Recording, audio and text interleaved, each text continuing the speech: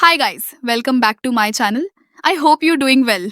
Drama की शुरुआत में हम फीमेल लीड सिया रुओनन को देखते हैं, जो कि अपनी बकरी को खाना खिला रही होती है। तभी वहाँ पर उसके डैड हाथ में शराब की बोतल लिए आते हैं और रुओ से कहते हैं, जाओ और मेरे लिए और शराब लेकर आओ। लेकिन रुओ उनकी बात को अनसुना कर देती है। उसके डैड गुस्से में अपना जूता फेंक कर मारते हैं और कहते हैं, सुनाई नहीं दे रहा क्या? जल्दी जा और शराब लेकर आ। फिर उसे मजबूरन जाना पड़ता है। फिर हम अगले सीन में मेल लीड मू युनजू को देखते हैं, जो कि मू ग्रुप का प्रेसिडेंट होता है और उसके पीछे एक बंदा डंडा लिए पड़ा होता है। वो भागते भागते एक जगह थक कर रुक जाता है। तभी वो बंदा पीछे से डंडा मारकर उसे गिरा देता है और कॉल लगाकर कहता है, काम हो गया, तुम अपने बंदे भेजकर इसे ले जा सकते हो। फिर वो चला जाता है। उसी रास्ते से रुओ भी अपनी गाड़ी से शराब लेकर जा रही होती है कि अचानक से युनजू उसके सामने आ जाता है और रुओ की गाड़ी उससे टकरा जाती है, जिससे उसकी सारी शराब की बोतलें गिरकर टूट जाती है और वो दोनों भी नीचे गिर जाते हैं। रू को भी काफी चोट लग जाती है। उसकी नजर उस लड़के पर जाती है। वो उठकर उसे उठाने की भी कोशिश करती है। फिर उसकी सांसें चेक करती है। वो जिंदा होता है। रुओ उसे अपने साथ ही ले जाती है। घर आते ही डैड उसे थप्पड़ मारते हैं और पूछते हैं, मेरी शराब कहाँ है? वो बताती है कि उसका एक्सीडेंट हो गया था, जिस वजह से वो बोतलें गिरकर टूट गई। ये सुनकर उसके डैड एक थप्पड़ और मारते हैं और कहते हैं, तुमसे एक काम नहीं हुआ। उसकी मॉम कहती है, इस बार रुओ को माफ कर दीजिए, अगली बार ऐसा नहीं होगा। लेकिन डैड उन्हें भी एक लात मारते हैं और कहते हैं, तुमसे इसकी जगह एक लड़का पैदा नहीं हुआ, देखो अब इस इडियट को। रुओ कहती है, मॉम को मत मारिए, मैं कल पैसे कमाकर आपको लौटा दूंगी। डैड कहते हैं, अगर तुमने कल नहीं लौटाया तो मैं तुझे मार डालूंगा। फिर वो चले जाते हैं। इधर रुओ ने युनजू को घर के पीछे लाकर रख दिया था। वो उसके पास जाकर कहती है, थोड़ा सह लो, मैं तुम्हें कल सुबह पुलिस स्टेशन ले जाऊंगी। फिर वो उसकी चोट पर दवाइयां लगाने लगती है। फिर जैसे ही वो जाने लगती है, युनजू उसे पीछे से पकड़ लेता है और कहता है, मुझे बहुत ठंड लग रही है। रुओ कहती है, मैंने तुम्हें कंबल लाकर दिया तो है, फिर भी ठंड क्यों लग रही है? रू उसका हाथ छुड़ाने की कोशिश करती है, लेकिन युनजो उसे नहीं छोड़ता। फिर वो कहती है, लगता है अब जब ये सोएगा तभी निकल पाऊंगी। उसके हाथ में एक ब्रेसलेट होता है, जो कि उसकी दादी ने दिया होता। दादी उसे देते हुए कहती है, इसे पहनने से तुम्हें तुम्हारा पार्टनर मिल जाएगा। फिर रुओ भी उसके साथ ही सो जाती है। फिर सुबह हो जाती है। वो दोनों वैसे ही सोए होते हैं। युनजू जैसे ही रुओ को देखता है, वो उसे वाइफ बोलने लगता है। फिर रुओ जाने लगती है कि युनजू उसके पीछे पड़ जाता है और उसे वाइफ वाइफ बोलने लगता है। रुओ सोचती है, लगता है मैंने इसे कल ज्यादा ही जोर से ठोक दिया था, इस वजह से ये पागल हो गया है। फिर वो उससे कहता है, वाइफ मुझे भूख लगी है, कुछ खाने को चाहिए।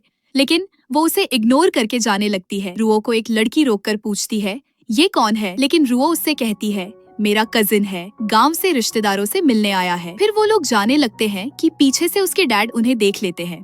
फिर अगले सीन में हम देखते हैं कि डैड के सामने वो दोनों खड़े होते हैं। उसके डैड कह रहे होते हैं, रुओनन ने मुझसे कल झूठ बोला था कि उसके पैसे खो गए हैं और ये इस आदमी के साथ टाइम पास कर रही थी। तू बेशर्म औरत। उसकी मॉम उन्हें रोकते हुए कहती है, अभी गुस्सा मत कर, पहले सुन तो लो कि रुओनन क्या कहती है। वो बताती है, डैड मैंने इस लड़के को कल रात उठाया था, ये बहुत बुरी तरह घायल था, इसीलिए एक रात इसे रुकने दिया। मैं इसे आज पुलिस स्टेशन ले जाने वाली थी। युनजू कहता है, वाइफ मेरा सिर घूम रहा है। वाइफ सुनकर उसके डैड भड़क जाते हैं और कहते हैं, मैं तुझे मार डालूंगा, और उस पर हाथ उठाने की कोशिश करते हैं। युनजू उनका हाथ पकड़ लेता है और कहता है, मेरी वाइफ को मत मारो। डैड कहते हैं, इस घर में कोई मेरी खिलाफत नहीं कर सकता। रुओ की मॉम कहती है, इस बच्चे की बुद्धि साफ तौर पर ठीक नहीं लग रही, हमें तुरंत पुलिस को बुलाना चाहिए। रुओ भी कहती है, हाँ पुलिस को बुलाओ। लेकिन डैड उन्हें रोक देते हैं और सोचते हैं, ये एक वैल्यूएबल एसेट लग रहा है और इसकी ड्रेसिंग आम लोगों जैसी नहीं है, शायद हम इससे कुछ पैसे कमा सकते हैं। हालांकि ये दिमागी रूप से ठीक नहीं है, लेकिन इसकी बॉडी काफी स्ट्रॉन्ग है। मॉम पूछती है, चिंगयुन हम पुलिस को क्यों नहीं बुला रहे? वो कहते हैं, क्योंकि रुओनन को ये मिला है तो अब ये हमारे परिवार का हिस्सा है। हमारी भेड़शाला में एक वर्कर की जरूरत है तो इसे वहीं काम पर रख लेते हैं। रुओ कहती है, डैड हमें तो ये तक नहीं पता कि ये कौन है और ये दिमागी रूप से ठीक नहीं है, तो इसे जबरदस्ती क्यों रोक रहे हो और जबरदस्ती इलीगल काम क्यों करवा रहे हो? डैड कहते हैं, इलीगल वर्क क्या होता है? मैंने कब कहा कि इसे बिना पैसे के जाने देंगे? पूछो इससे, क्या ये खुद जाना चाहता है? फिर वो उससे पूछते हैं, तू पुलिस को बुलाना चाहता है या रुओनन के साथ रहना चाहता है? लेकिन वो कहता है कि रुओनन के साथ रहना चाहता हूँ। डैड कहते हैं, देखा मैंने इसे मजबूर नहीं किया, तो फिर इसे मजदूरी के बदले रख लेते हैं। फिर वो उससे साथ में रहने के बदले वो घड़ी मांगते हैं, जो वो दे देता है। फिर वो चले जाते हैं। फिर हम देखते हैं कि वो रुओ को कोई काम करने नहीं देता, हर जगह आकर बस वाइफ वाइफ करता रहता है। फिर वो उसे लेकर पुलिस स्टेशन आ जाती है और पूछती है, क्या तुम्हें अपनी फैमिली के बारे में कुछ याद है? वो कहता है, हाँ मुझे याद है, उस दिन रात में बहुत अंधेरा था, फिर मैं गिर गया था, इसके बाद मुझे कुछ भी याद नहीं है। रुओ पूछती है, क्या किसी ने तुम्हें मारा भी था? वो कहता है, नहीं, किसी ने नहीं मारा, मैं खुद ही गिर गया था। रुओ कहती है, अगर पुलिस कुछ ना पूछे तो ये बातें बोलने की जरूरत नहीं है। फिर वो उसे पुलिस स्टेशन के अंदर जाने को कहती है। वो कहता है, मुझे डर लग रहा है, तुम भी मेरे साथ चलो। फिर रुओ उसे समझाने लगती है, वहाँ अंदर अच्छे लोग हैं, कुछ नहीं होगा, जाओ। फिर वो चला जाता है। उसके जाते ही रुओ वहाँ से भाग जाती है। कुछ देर बाद युनजू जब बाहर आता है तो उसे वो नहीं मिलती। इधर हम देखते हैं कि रुओ के डैड उसे घर से बाहर निकाल देते हैं और कहते हैं, अगर उसे वापस नहीं लाई तो वापस घर मत आना। मॉम उससे कहती है, प्लीज जाकर उसे वापस लेकर आओ, नहीं तो तेरे डैड तुम्हें मार ही डालेंगे। फिर वो चली जाती है। इधर वो आकर कह रही होती है, मुझे पता है पुलिस ने उसे वापस भेज दिया होगा, अब उसे कहाँ ढूंढूं? तभी वहाँ उसे नशे किए हुए 2 लड़के मिलते हैं। वो रुओ को छेड़ने लगते हैं। रुओ उन्हें थप्पड़ मार देती है, जिस वजह से वो भी रुओ को मारने की कोशिश करते हैं कि तभी वहाँ पर युनजू आकर उसका हाथ पकड़ लेता है और अपनी एक घड़ी देते हुए कहता है, इसे रख लो और मेरी बीवी को परेशान मत करो। रुओ कहती है, लेकिन ये घड़ी तो मेरे डैड ने ले ली थी। वो बताता है, मैंने चुरा ली थी जब वो नशे में थे। वो बंदा कहता है, ये चीज है ही क्या जो इतनी कीमती हो? रुओ बताती है, तुम्हें खुद नहीं पता, ये लाखों युआन की है। वो बंदा कहता है, किसको बेवकूफ बना रही हो? रू कहती है, मैं तुम्हें 2 ऑप्शन दे रही हूँ, या तो ये वॉच लेकर जल्दी से निकल जाओ या फिर मैं पुलिस को कॉल करती हूँ। फिर वो लोग मान जाते हैं और वॉच लेकर निकल जाते हैं।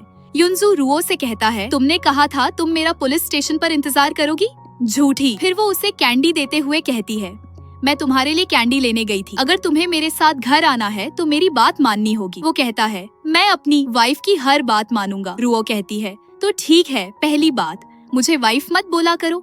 दूसरी बात, तुम्हें मेरे घर में वर्कर बनकर रहना होगा और काम करना होगा। फिर वो मान जाता है और कहता है, इसके साथ मैं तुम्हारी प्रोटेक्शन करना चाहता हूँ और किसी को तुम्हें तंग करने नहीं दूंगा। रुओ कहती है, लेकिन ये रूल तो मैंने बोला ही नहीं। वो कहता है, अब मैंने हाँ कर दिया है। फिर वो चले जाते हैं। फिर अगला दिन हो जाता है। हम देखते हैं कि रुओ युनजू से कह रही होती है, आज से तुम्हारा नाम स्यातियन है, और उसे उसका सब काम समझाती है कि क्या क्या करना है। वो एक डायरी में अपने सब काम लिखने लगता है। फिर उसे कपड़े देते हुए कहती है, अब कपड़े बदलो और जल्दी से काम पे लग जाओ, मुझे भी काम पर जाना है, तो ध्यान रहे मेरे डैड तुम्हें मार भी सकते हैं। फिर वो उसके सामने ही कपड़े बदलने लगता है। वो उसे रोकते हुए कहती है, यहाँ नहीं, अंदर जाकर बदलो। फिर वो अपने कपड़े लेकर चला जाता है। कुछ देर बाद वो जिस रेस्टोरेंट में वेटर का काम करती है वहाँ पहुँच जाती है। वहाँ उसे एक लड़की जिसका नाम च्याओरान होता है रोककर कहती है, शारोनन, कॉलेज के बाद तुम इतनी गरीब हो गई हो कि रेस्टोरेंट में वेटर का काम करना पड़ रहा है। लेकिन वो उसे इग्नोर करके जाने लगती है, लेकिन वो उसका हाथ पकड़कर खींच लेती है। रुओ कहती है, अपना लिमिट क्रॉस मत करो। वो कहती है, मैं तो बस तुम्हें तंग करना चाहती थी, अगर तुम ना होती तो तुम्हारा जीवान कब का मेरे साथ होता। ये सब युनजू देख लेता है। वो उसके पास आकर उसे दूर हटाते हुए कहता है, मेरी बीवी को तंग मत करो। चाओ कहती है, तुम उसे वाइफ क्यों बुला रहे हो? फिर उसके हाथ पर फूंक मारकर ठीक करने लगता है। चाओ कहती है, तुम एक कॉलेज स्टूडेंट हो, शर्म नहीं आती जब तुम्हें एक बेवकूफ वाइफ बुलाता है? रुओ कहती है, तुमने गलत सुना, वो मुझे बॉस बुला रहा था, वो मेरी शॉप में पार्ट टाइम काम करता है। असल में चाओ जिस लड़के को चाहती है वो लड़का रुओ को चाहता है। इस वजह से वो रुओ से जलती है और जाते टाइम पीछे से उसकी फोटोज खींच लेती है उस लड़के को दिखाने के लिए। फिर अगले सीन में हम देखते हैं कि युनजू का भतीजा जीवान पुलिस स्टेशन के बाहर खड़ा होकर युनजू के डैड से कह रहा होता है, मैंने पुलिस स्टेशन में इन्फॉर्म कर दिया है, कोई जबरदस्ती का सबूत नहीं है, वो जल्द ही मिल जाएगा। ग्रैंडपा कहते हैं, ठीक है। पीछे एक लेडी होती है जो कि युनजू की सौतेली माँ होती है। वो कहती है, युनजू इतना फेमस है फिर भी किडनैप हो गया, शायद 2-3 दिन में वापस आ जाएगा।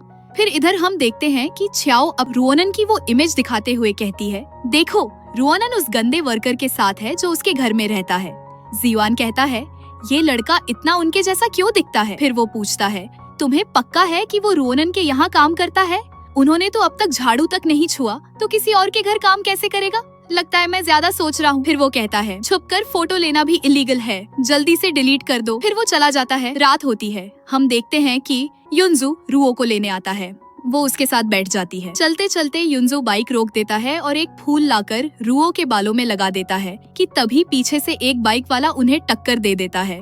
वो गिर जाते हैं। रुओ जब युनजू को उठाती है तो वो पूछता है, तुम कौन हो? रू कहती है, कहीं इसकी याददाश्त वापस तो नहीं आ गई? फिर वो कहता है, वाइफ, लगता है मैं सिर के बल गिरा था, प्लीज फूंक दो, यहाँ दर्द हो रहा है। रुओ कहती है, ठीक है, जल्दी घर चलो, डैड अभी भी हमारा इंतजार कर रहे हैं, नहीं तो फिर से डांट पड़ जाएगी। फिर वो चले जाते हैं। अगला दिन होता है। हम देखते हैं कि रेस्टोरेंट की ओनर आकर रुओ से कहती है, बाहर निकल जाओ, तुम फायर्ड हो। रुओ पूछती है, लेकिन मैंने गलत क्या किया?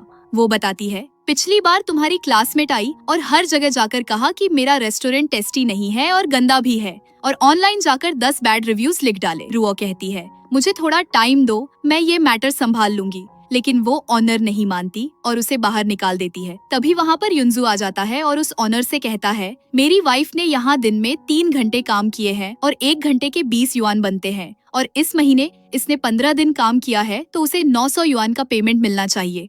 एक तो बिना वजह किसी को निकालना और फिर उसे 900 युआन न देना। वो ओनर कहती है, इस बदबूदार लड़की की वजह से मेरी दुकान में पूरे दिन कोई काम नहीं हुआ, और ऊपर से तुम मुझे बोल रहे हो कि मैं पेमेंट करूं। घर जाओ और सपना देखो। युनजो कहता है, फूड सेफ्टी और रेपुटेशन की समझ है, अगर मैंने शिकायत कर दी तो तुम्हारी दुकान जल्दी बंद हो जाएगी। फिर वो उसके मुंह पर पैसे फेंक कर चली जाती है। रुओ पैसे उठाते हुए कहती है, तुमसे किसने मदद मांगी?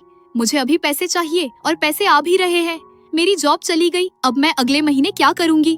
मेरी मम्मी और मैं तो भूखों मरेंगे। फिर वो गुस्से से चली जाती है। कुछ देर बाद युनजू उस छाव के पास जाता है और उससे उस रेस्टोरेंट के बारे में लिखे गए गलत रिव्यू को हटाने को बोलता है।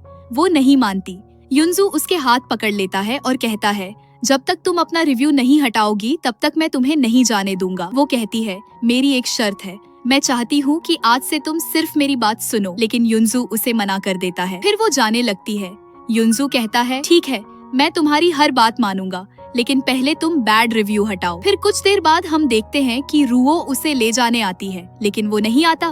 चाओ कहती है, ये सिर्फ तुम्हारा एम्प्लॉई है, तुम्हारा गुलाम नहीं, और वैसे भी मैंने और स्यातियन ने एक डील की है, वो सिर्फ मेरी बात मानेगा। फिर वो उसे हाथ उठाने को कहती है, वो हाथ उठा लेता है। उसे घूमने को कहती है, वो घूम जाता है। फिर वो रुओ को थप्पड़ मारने को कहती है, लेकिन वो नहीं मारता। वो कहता है, किसी को मारना सीरियस क्राइम है, कम से कम 5 दिन की जेल होगी और ज्यादा से ज्यादा 3 दिन की। चाओ कहती है, तियन, क्या तुम वो बैड रिव्यू हटवाना चाहते हो या नहीं? इससे रुओ को पता चल जाता है कि युनजू ये सब वो रिव्यूज हटवाने के लिए कर रहा है। फिर वो कहती है, मैं वो रिव्यूज नहीं हटवाना चाहती। फिर वो उसे लेकर चली जाती है। फिर हम देखते हैं कि घर आकर युनजू रुओ से पूछता है, वाइफ, जब से मैं सामान उठा रहा हूँ तुमने मुझे इग्नोर क्यों किया? वाइफ, मैंने ऐसा क्या कर दिया? रुओ कहती है, तुम छाओ रन के पास क्यों गए थे? वो बताता है, मैं बस तुम्हारी जॉब वापस दिलवाना चाहता था। रुओ कहती है, लेकिन तुमने कहा था कि तुम सिर्फ मेरी बात मानोगे। तभी ऊपर से एक बॉक्स गिरने लगता है। युनजू उसे हटाकर खुद उसके नीचे आ जाता है। रुओ पूछती है, दर्द तो नहीं हो रहा? वो कहता है, अगर मेरी वाइफ को दर्द नहीं हो रहा तो मुझे भी नहीं हो रहा। फिर वो कहती है, अब एक नया रूल जोड़ लो, तुम सिर्फ मेरी बात मानोगी और कुछ भी हो जाए ये रूल कभी नहीं बदलेगा। फिर वो उसे किस कर लेता है। रुओ कहती है, ये क्या कर रहे हो? और मुझे एक रूल और ऐड करना है कि अब से तुम मुझे किस नहीं करोगे और किसी और को भी नहीं। फिर वो लोग फिर से उसी रेस्टोरेंट में जाते हैं और ऑनर से माफी मांगते हुए एक चांस और मांगते हैं, लेकिन वो ऑनर रू के बदले युनजू को काम पर रखने को तैयार हो जाता है। रू मान जाती है और फिर चली जाती है। उसके जाने के बाद वो ओनर उसे सिड्यूस करने लगती है, जिसे रुओ देख लेती है और फिर नौकरी छोड़कर उसे अपने साथ ले जाती है। फिर उसके डैड उसे एक स्टोर से पैसे लाने भेजते हैं, लेकिन वो देने से मना कर देता है। रुओ कहती है, बॉस, उम्मीद करती हूँ कि आप कोऑपरेट करोगे। इतने छोटे अमाउंट के लिए कोर्ट केस में मत पड़ो, ना आपके लिए अच्छा है ना आपके स्टोर के लिए। लेकिन वो बंदा कहता है, मेरी दुकान में आज एक भी कस्टमर नहीं आया, मैं तुम्हें पैसे कहाँ से दूं? अगर दोबारा आई तो टांगे तो डिश दूंगा। फिर उसे धक्का मारकर चला जाता है। युनजो साइड में ही खड़ा होता है। वो उसके पास आकर कहता है, लाओ, मैं पैसे लेकर आता हूँ। फिर वो जैसे ही स्टोर के अंदर जाता है, स्टोर का ऑनर उसे पहचान जाता है। युनजो रिसिप्ट दिखाते हुए पैसे मांगता है। फिर वो पैसे लेकर आ जाता है और रुओ को पकड़ ढा देता है। रुओ पूछती है, तुमने ये कैसे किया? वो कहता है, मैंने उससे बस 2 बातें की और उसने पैसे दे दिए। फिर हम देखते हैं कि रुओ गाड़ी पर सामान लोड कर रही होती है। वो सामान रुओ पर गिरने वाला होता है तो युनजो उसे आकर बचाता है। उन्हें इस पोजीशन में मॉम देख लेती है। उसकी मॉम उससे अकेले में बात करती है, रुओनान, तुम्हारी माँ ने हमेशा तुम्हें पढ़ने के लिए सपोर्ट किया है। वो चाहती है कि तुम अपनी अभी की लाइफ से बाहर निकलो और फ्यूचर में मेरी तरह मत बनो। शियात्यान के साथ तुम्हारे रिलेशनशिप को लेकर तुम्हारी माँ चाहती है कि तुम्हारे पास ज्यादा चॉइसेस हो। फिर वो कहती है, ठीक है, मुझे समझ आ गया। फिर अगला दिन होता है। हम देखते हैं कि रोज स्कूल जा रही होती है कि युनजो उससे कहता है, मैं तुम्हें स्कूल छोड़ देता हूँ, लेकिन उसकी मॉम उसे जाने से मना कर देती है। स्कूल में कियाओ चाओ रुओ को बुली करती है। वो उसे बुली इसलिए करते हैं क्योंकि उन्हें लगता है कि रुओ ने जिवान को सेड्यूस किया। फिर उसके कपड़े टेढ़े खींचने लगते हैं कि तभी वहाँ पर युनजो आ जाता है और उन्हें धक्का मारकर उससे अलग करता है। फिर रू से पूछता है, क्या इन्होंने तुम्हें मारा? फिर वो तीनों को एक एक करके वॉशरूम के अंदर डालता है और रू को बाहर ही इंतजार करने को कहता है। फिर खुद भी अंदर जाकर उनकी पिटाई करके वापस आता है। फिर वो रू को लेकर चला जाता है। बाहर आते ही रू के पेट में दर्द होने लगता है, जिससे युनजो उसे उठाकर ले जाता है। फिर हम देखते हैं कि रू के पास में ही युनजो बैठा होता है। उसे देखकर रू अपनी मॉम की बातों को याद करने लगती है, जो उन्होंने युनजो के लिए कहा था। फिर वो उससे पूछती है, क्या तुम मुझसे प्यार करते हो? वो कहता है, तुम मेरी वाइफ हो। ऑफ कोर्स मैं तुमसे प्यार करता हूँ। रुओ कहती है, लेकिन मेरे पेरेंट्स एक फूल से शादी नहीं करने देंगे। फिर हम देखते हैं कि दो लेडीज रुओ को लेकर बात कर रही होती है कि अभी अभी वो लड़का रुओनन को ऐसे वापस लाया और वो लड़का उसे बार बार वाइफ बोल रहा था। ये सब बातें पीछे कद्दे रुओ के डैड सुन रहे होते हैं। वो गुस्से से रुओ के कमरे में जाते हैं और उसे उठाकर थप्पड़ मारते हुए कहते हैं, तुम बहुत ही बेहया लड़की हो। शिया त्यान ने तो बस कैजुअली कहा था, तुमने उसे सीरियसली ले लिया। तुम्हें शर्म आती है या नहीं? मैं उस बेवकूफ लड़के को बाहर निकाल दूंगा। जरूर, मैं इसे ठीक कर देता हूँ। रो एक कैंची अपने गले पर लगा लेती है और कहती है, अगर आपने ऐसा किया तो मैं अपनी जान दे दूंगी। वो जैसा भी हो मैं उसे एक्सेप्ट कर लूंगी। वो फूल भी आपसे बेटर है, आप जो बस औरतों पर हाथ उठाना जानते हो। डैड कहते हैं, लगता है ये भी पागल हो गई है। फिर चले जाते हैं। कुछ देर बाद हम देखते हैं कि युनजो रुओ के पास बैठा होता है और कह रहा होता है, मुझे माफ करना। जब डैड ने तुम्हें मारा उस टाइम मैं तुम्हारे साथ नहीं था। मैं होता तो तुम्हें जरूर प्रोटेक्ट करता। रुओ पूछती है, शिया त्यान, क्या तुम मेरे साथ इस घर को छोड़कर चलोगे? वो कहता है, ऑफ कोर्स चलूंगा। वाइफ, तुम जहाँ जाओगी मैं वहीं जाऊंगा, चाहे वो जगह कितनी भी छोटी या खराब क्यों ना हो। फिर हम देखते हैं जिवान साइकिल से जा रहा होता है कि उसकी नजर अंकल युनजो पर जाती है, जिसे वो पिछले कई दिनों से ढूंढ रहा है क्योंकि वो युनजो का भतीजा लगता है। वो उसके पास जाकर कहता है, अंकल आप यहीं हो, मेरे साथ घर चलो, ग्रैंडपा आपकी चिंता कर रहे हैं। लेकिन युनजो उसे पहचानने से इनकार कर देता है। तभी वहाँ पर रू आ जाती है और कहती है, ये मेरा हस्बैंड है और इसे मेंटल प्रॉब्लम है। जब मैंने इसे सड़क से उठाया था तब इसके सिर से खून निकल रहा था। जीवान सोचता है, कहीं अंकल ने अपनी मेमोरी तो नहीं खो दी। पहले मैं ग्रैंडपा को बताता हूँ। फिर वो ग्रैंडपा के पास बताने आता है, लेकिन युनजो की सौतेली मॉम को देखकर चुप रहता है क्योंकि उसे उन पर शक था। वो कहता है, ग्रैंडपा को क्या हुआ? इतने डिप्रेस्ड क्यों लग रहे हैं? मॉम बताती है कि अभी अभी पुलिस स्टेशन से कोई आया था और उन्होंने कहा कि तुम्हारे अंकल की शायद हत्या हो गई है। वो ये सुनकर शॉक रह जाता है और शक अब और गहरा हो जाता है। फिर इधर हम देखते हैं कि रुओ और युनजो दोनों बार में काम ढूंढने आते हैं, लेकिन अंदर सिर्फ रुओ जाती है और उसे वहाँ कियाओ चाओ मिल जाती है। वो उसे पकड़कर जबरदस्ती शराब पिलाने लगती है। तभी वहाँ युनजो आ जाता है और उन्हें हटाता है। रुओ कहती है, मुझे अच्छा महसूस नहीं हो रहा, जल्दी से मुझे यहाँ से दूर लेकर चलो। फिर वो उसे एक होटल ले आता है। नशे की वजह से रुओ रोमांटिक होने लगती है और फिर उसे किस करने लगती है। अगला दिन होता है, वो दोनों घर आते हैं। मॉम दरवाजा खोलकर युनजो को थप्पड़ मारती है और कहती है, तुम दोनों कल रात कहाँ थे? रुओ बताती है कि हम कल रात साथ में ही थे और मैं शिया त्यान से शादी करना चाहती हूँ जब मेरी ग्रेजुएशन पूरी हो जाएगी। ये सुनकर मॉम उसे थप्पड़ मारती है और कहती है, मैंने इतने सालों से सब सहा सिर्फ तुम्हारी पढ़ाई के लिए। मैंने तुमसे नहीं कहा था कि तुम मेरे लिए शिया त्यान जैसे बेवकूफ को चुनो। रुओ बताती है कि वो उसकी केयर करता है और चाहे बेवकूफ ही क्यों ना हो, वो उससे शादी करने को तैयार है। फिर हम देखते हैं कि वो बार वाली 3 लड़कियां जिवान के साथ खड़ी होती है। तभी वहाँ पर रुओ और सूट पहने युनजो आते हैं। युनजो कियाओ से पूछता है, तुमने मेरी वाइफ को कल रात ड्रिंक में कुछ मिलाकर क्यों पिलाया था? ये एक क्राइम है, अगर पुलिस बुला ली तो कम से कम 3 साल की जेल होगी। वो कहती है, तुम क्या बकवास कर रहे हो? कोई प्रूफ है तुम्हारे पास? रुओ कहती है, कल की वाइन टेस्टिंग के लिए भेजी गई है, रिपोर्ट आज रात तक आ जाएगी और केटीवी की सीसीटीवी फुटेज भी है। जीवान कहता है, रोनन बताओ कौन सा केटीवी था, मैं अभी किसी को भेजता हूँ फुटेज चेक करने। अगर तुम्हें लॉयर चाहिए तो मैं तुम्हें हमारे म्यू फैमिली के लॉयर से कनेक्ट करा सकता हूँ। कियाओ कहती है, जीवान तुम उसकी हेल्प क्यों कर रहे हो, मेरी क्यों नहीं? जीवान कहता है, कियाओ मैंने तुमसे कई बार कहा है कि मैं तुम्हें पसंद नहीं करता। अगर अपनी गलती नहीं मानती तो लीगल प्रोसेस में फंस सकती हो। चलो अब माफी मांगो। फिर वो लड़कियां उनसे माफी मांगने लगती है। फिर वो लोग चले जाते हैं। रुओ युनजो को उसकी एक्टिंग के लिए चॉकलेट देती है। फिर जीवान उन्हें माफी के रूप में डिनर पर इनवाइट करता है। वो लोग एक्सेप्ट कर लेते हैं।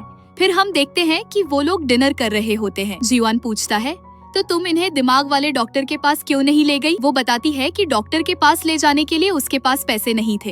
तो जीवान ऑफर करता है कि अगर वो इलाज करवाना चाहते हैं तो वो इलाज के सारे पैसे दे देगा। लेकिन रुओ पूछती है क्यों? वो उसका हाथ पकड़कर कहता है क्योंकि मैं तुम्हें खुश देखना चाहता हूँ। हाथ पकड़ा देख युनजो गुस्सा हो जाता है और उसे घर चलने को कहता है। जाते जाते रुओ भी इलाज के लिए मान जाती है। फिर अगला दिन होता है। हम देखते हैं रुओ युनजो को लेकर डॉक्टर के पास पहुँच जाती है।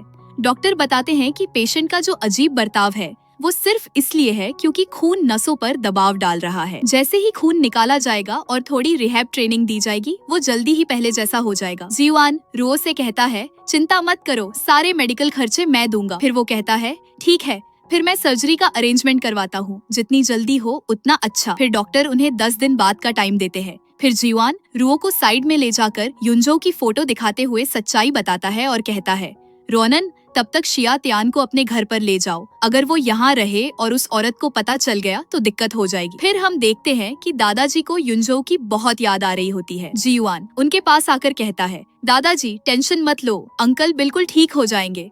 दादाजी कहते हैं तुम्हारे माँ बाप तो मुझे पहले ही छोड़ चुके हैं, अब क्या तुम्हारा चाचा भी मुझे छोड़ देगा? मैंने कभी नहीं सोचा था कि म्यू यन हुआ, जो पूरी जिंदगी बिजनेस वर्ल्ड में राज करता रहा, वो एक दिन अपने भाई की तरह ही हमें छोड़कर चला जाएगा। फिर जीवान बताता है कि अंकल अभी जिंदा है और मैं जरूर उन्हें वापस लेकर आऊंगा। तभी वहाँ पर युनजो की मॉम आ जाती है और वो दादाजी को ले जाती है। जीवान मन में कहता है सॉरी दादाजी, मैं अभी आपको अंकल के बारे में कुछ नहीं बता सकता। इधर मॉम आकर किसी को कॉल करती है और कह रही होती है कि मुझे शक है कि म्यू युनजो अभी तक जिंदा है। इधर वो किलर कहता है ठीक है, मैं पता करता हूँ। फिर हम देखते हैं कि रुओ और युनजो दोनों घर से भाग जाते हैं।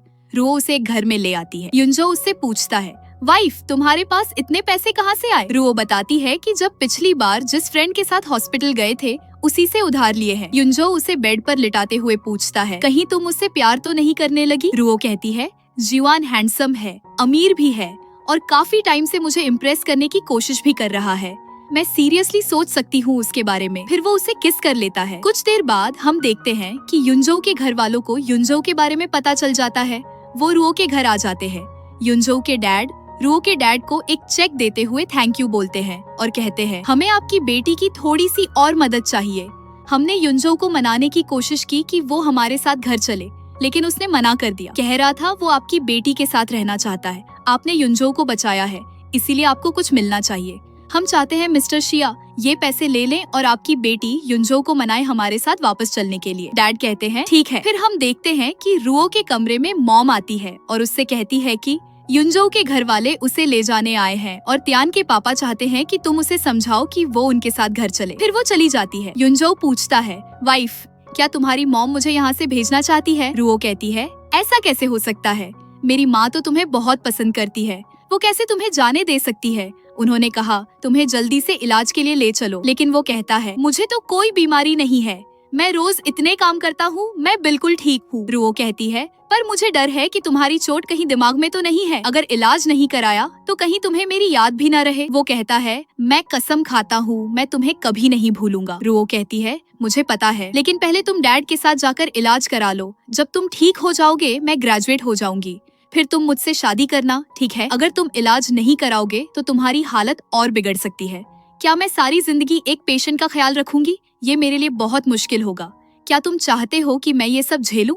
युनजो कहता है ठीक है, तो मैं वादा करता हूँ कि मैं इलाज करवाऊंगा और जब ठीक हो जाऊंगा तो वापस आकर तुमसे शादी करूंगा। वाइफ तुम मेरा इंतजार जरूर करना। फिर वो कार में बैठने जाने लगता है और बार बार मुड़कर कहता है मेरा इंतजार जरूर करना। फिर कार में बैठकर चला जाता है।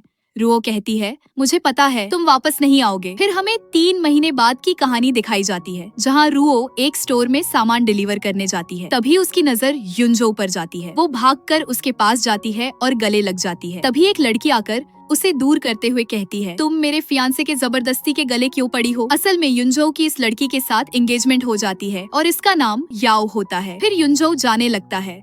रुओ उसे रोकते हुए पूछती है क्या तुमने मुझे सच में नहीं पहचाना? मैं शिया रोनन हूँ। फिर याओ कहती है अच्छा तो तुम हो जिसने युनजो की जान बचाई थी।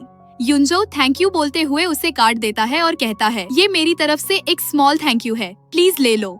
रुओ कहती है तुम्हारे पापा पहले ही थैंक यू बोल चुके हैं, अब इन पैसों की जरूरत नहीं, और कहती है सॉरी मैंने थोड़ी बदतमीजी कर दी और गरीबों जैसी हरकत कर दी। फिर वो चली जाती है। फिर हम देखते हैं कि रुओ आइसक्रीम खा रही होती है कि उसे वॉमिटिंग जैसा लगता है। इधर युनजो की स्टेप मॉम किसी से कॉल पर कह रही होती है कि मैं पिछली बातों को नहीं उठाऊंगी, लेकिन अब की बार उस फैमिली को खत्म कर देना, खासकर उस लड़की को जिसने म्यू युनजो को बचाया था। फिर रात होती है। एक बंदा रुओ के घर में घुसकर गैस ऑन कर देता है और चला जाता है। बाहर आते ही जीवान की नजर उस पर पड़ती है। वो उसे रोकने की कोशिश करता है, लेकिन वो भाग जाता है। इधर रुओ का दम घुटने लगता है। वो आवाज लगाने की कोशिश करती है, लेकिन कोई नहीं सुनता। फिर वो वहीं बेहोश हो जाती है। जीवान के अंदर आते ही उसे गैस की स्मेल आती है। वो अपने लोगों से जाकर देखने को कहता है और जैसे ही रुओ के कमरे में आता है, वो वहाँ उसे बेहोश मिलती है। फिर वो उसे उठाकर हॉस्पिटल ले जाता है। फिर हम अगले सीन में देखते हैं कि रुओ के पास में जीवान बैठा होता है। रुओ उससे पूछती है, कल रात तुम मेरे घर क्या करने आए थे? वो बताता है कि असल में दादाजी ने पहले ही अंदाजा लगा लिया था कि जो लोग मेरे अंकल का पीछा कर रहे हैं वो तुम्हारी फैमिली को भी नुकसान पहुंचा सकते हैं, इसीलिए उन्होंने मुझे जल्दी पहुंचने को कहा, वरना कल बहुत बड़ा हादसा हो सकता था। फिर वो युनजो के बारे में पूछती है। जीवान कहता है, तुम वाकई उनसे प्यार करने लगी हो, तुम्हारी जान जाते जाते बची, फिर भी तुम्हें उन्हीं की चिंता है। रुओ कहती है, मैंने तो बस कैजुअली पूछा था, मुझे पता है उसकी एक फियांसी है और मेरी फैमिली कैसी है। जीवान बताता है कि दादाजी ने उसके घर के आसपास लोग तैनात कर रखे हैं, सेफ है। मौका देखकर जीवान उसे प्रपोज कर देता है, लेकिन वो मना कर देती है और कहती है, हम सिर्फ फ्रेंड्स बनकर रह सकते हैं। फिर हम देखते हैं कि वो उसे घर छोड़ने आता है और फिर चला जाता है। उन्हें साथ देखकर डैड कहते हैं, जीवान का फैमिली बैकग्राउंड अच्छा है, तो तुम उसे डेट क्यों नहीं करती? अगर तुम्हारी उससे शादी हो गई तो हमारी फैमिली की कंडीशन भी सुधर जाएगी। लेकिन रुओ कहती है कि वो उसे पसंद नहीं।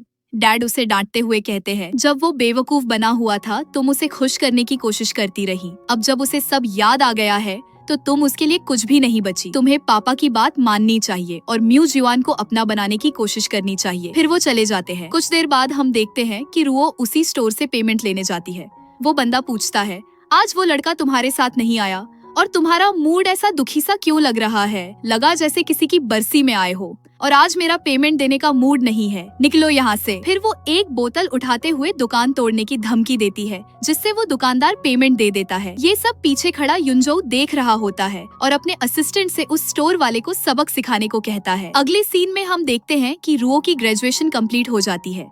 जीवान उसके पास अपने बर्थडे सेलिब्रेशन के लिए इनवाइट करने आता है, लेकिन रुओ उसे मना कर देती है। जीवान कहता है, अच्छा तो तुम्हें अंकल युनजो से नहीं मिलना, मैं नहीं सुनूंगा। और जाते जाते कहता है, कल तुम्हें लोकेशन भेज दूंगा, तुम्हें आना ही होगा, कल मिलते हैं। फिर चला जाता है। अगला सीन हमें पार्टी का दिखाया जाता है, जहाँ याओ रुओ से पूछती है, तुम यहाँ कैसे?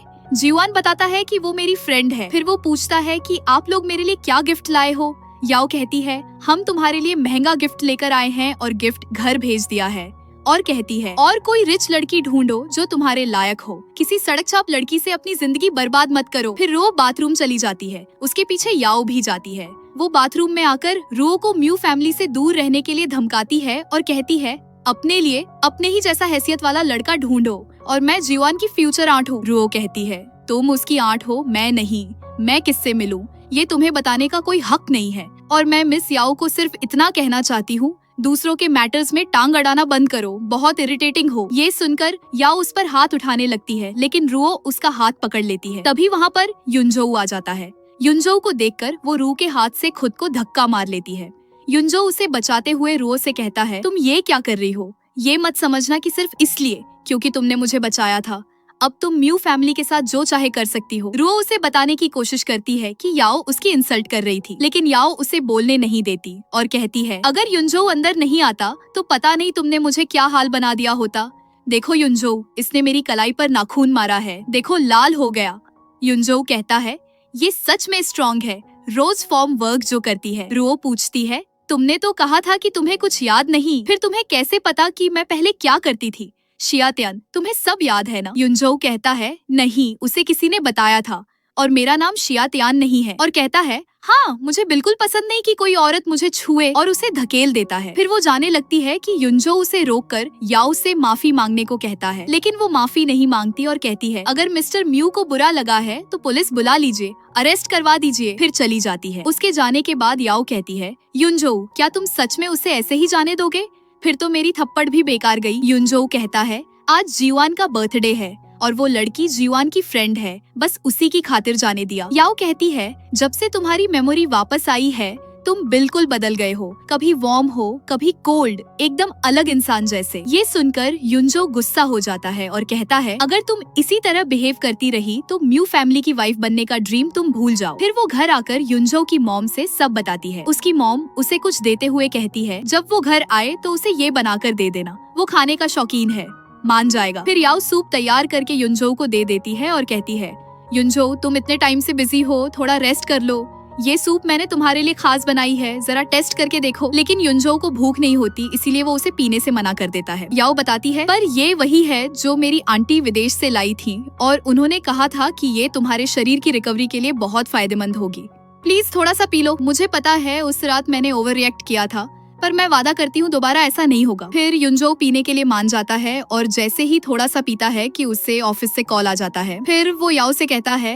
तुम अंदर जाओ, मेरी मीटिंग है। उसके जाते ही युनजो को कुछ अनकंफर्टेबल फील होता है और वो भागता हुआ बाथरूम की ओर जाता है। फिर कुछ देर बाद हम देखते हैं कि युनजो किसी को बुलाकर उस सूप की जांच करने को भेजता है। फिर हम अगले सीन में देखते हैं कि डैड रुओ की शादी के लिए एक लड़का ढूंढते हैं और उसे मिलने के लिए भेज रहे होते हैं, लेकिन रुओ मना कर देती है।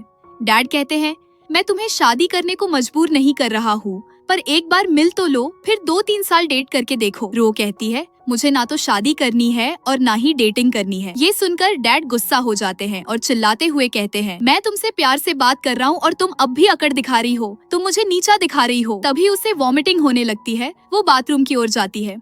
मॉम बताती है कि कुछ दिनों से रुओ के पेट में गड़बड़ चल रही है और उसे रोज वॉमिटिंग होती है। फिर मॉम रुओ को प्रेगनेंसी चेक करने के लिए किट देते हुए कहती है, टेस्ट के बाद इसे अपने रूम में रख देना, पापा को पता ना चले। फिर थोड़ी देर बाद हम देखते हैं कि रुओ बताती है कि वो प्रेग्नेंट है। ये सुनकर मॉम खुद को ही थप्पड़ मारने लगती है और कहती है, तुम मुझे ही दोष दो ना कि मैंने तुम्हें ठीक से नहीं पाला। मैंने इतने साल सब कुछ सहा सिर्फ इसलिए कि एक दिन तुम मुझे ये रिजल्ट दो। मुझे खुद पर गुस्सा आता है कि मैं तुम्हें जन्म क्यों दी। पापा की बात सुनो, कपड़े बदलो और ब्लाइंड डेट पर चली जाओ। डेट के बाद अबॉर्शन के लिए मैं तुम्हें हॉस्पिटल ले जाऊंगी। फिर हम देखते हैं कि रुओ अपने ब्लाइंड डेट के साथ घूम रही होती है। तभी उसी रास्ते पर उन्हें युनजो और याओ मिल जाते हैं, लेकिन वो उन्हें इग्नोर करके जाने लगती है कि याओ उन्हें रोक लेती है और कहती है, तुम हमें देखकर क्यों भाग रही हो। फिर रो उन्हें अपने ब्लाइंड डेट को इंट्रोड्यूस करवाती है। उसका नाम लूबो होता है। याओ उस लड़के को देखकर कहती है, जीवान को रिजेक्ट कर दिया सिर्फ इस तरह के आदमी के लिए। सिर्फ मिस्टर लू जैसे लोग ही शिया रुओनन के लायक हैं। युनजो को भी रुओ को किसी और लड़के के साथ देखकर जलन होती है। वो कहता है, लगता है तुम्हें अलग अलग मर्दों की बाहों में जाना बहुत पसंद है। ये सुनकर रुओ चली जाती है। उसके जाते ही याओ कहती है, युनजो तुमने इस लड़की को बहुत अच्छा सबक सिखाया।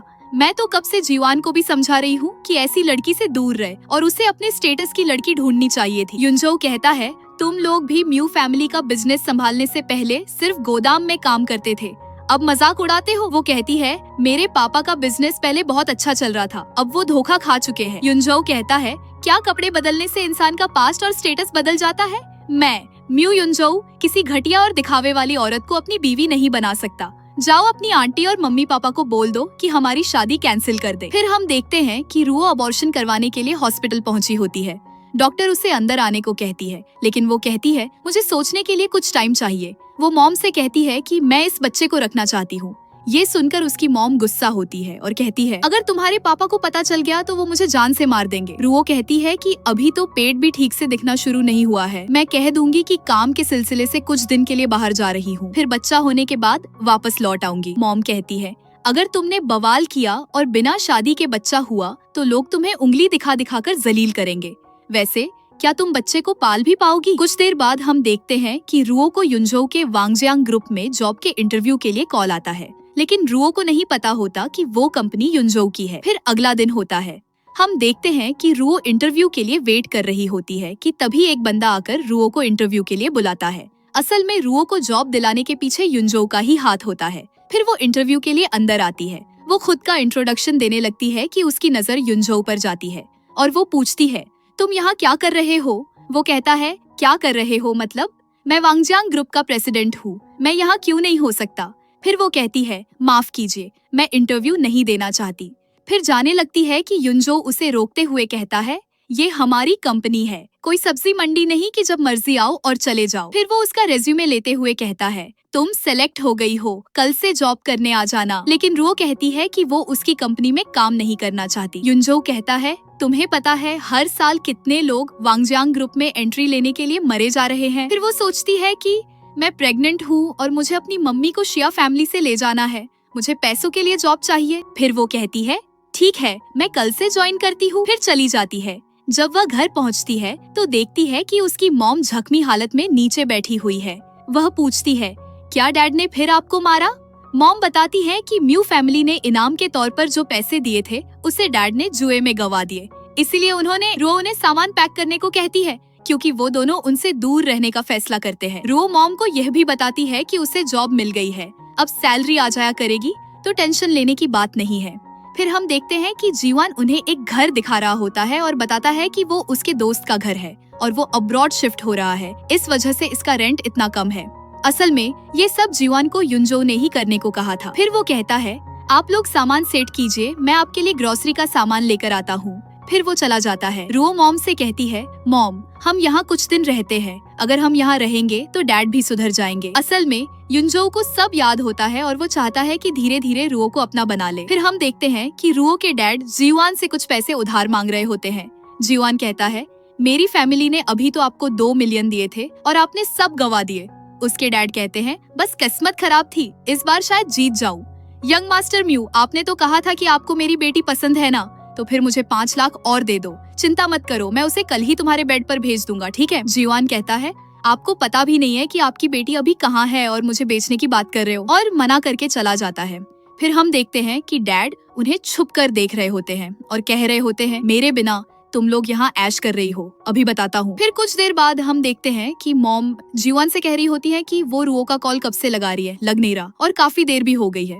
जीवान बताता है कि अंकल ने रुओ को किडनैप कर लिया था और मेरे बेड पर लाकर फेंक दिया था। मॉम कहती है, रुओ तुम प्रेग्नेंट हो, कहीं तुम्हें कोई चोट तो नहीं आई? जीवान पूछता है, क्या रुओ प्रेग्नेंट है? रुओ कहती है, मैं तुम्हें बाद में बताऊंगी, और मॉम मैंने पुलिस को कॉल कर दिया है, अब उन्हें जेल जाना पड़ेगा और अब तुम उस आदमी से पीछा छुड़ा सकती हो।